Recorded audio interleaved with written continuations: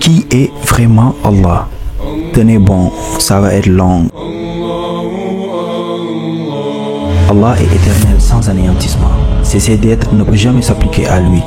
Il est par lui-même, tous ont besoin de lui et il n'a besoin de personne. Son existence est par lui-même et l'existence de toute chose est par lui. Tout ce qui effleure l'esprit comme illusion, fiction, imagination, représentation ou adaptation ne peut guère lui être attribué, car ce sont les attributs des créatures et il est leur créateur. Il ne peut donc être décrit par cela. Allah n'est guère dans un endroit ou sur un endroit, ni circonscrit dans aucun endroit. Tout ce qu'il y a dans le monde est sous son trône.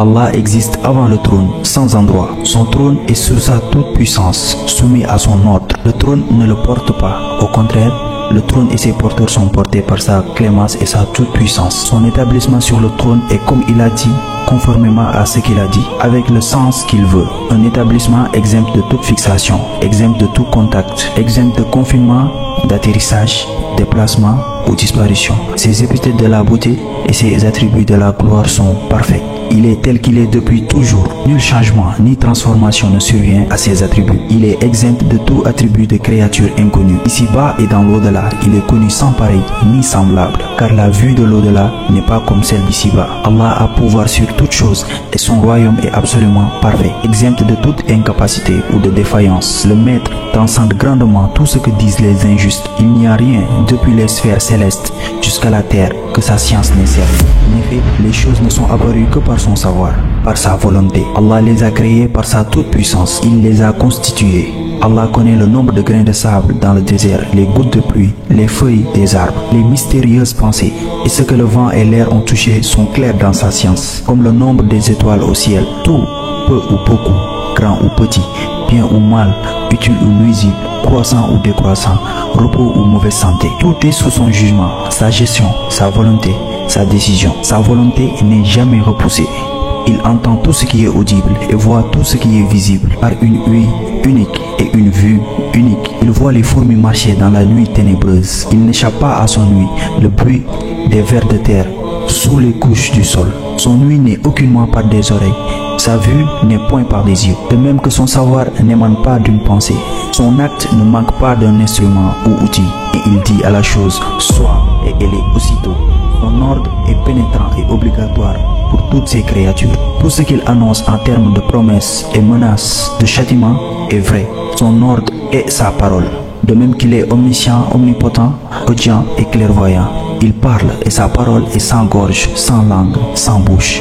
Le Coran est sa parole, ainsi que le Torah, l'évangile, les psaumes et les livres révélés aux prophètes. Alors que la parole de l'humain est faite de lettres et de sons, la parole d'Allah transcende toutes lettres et tout son.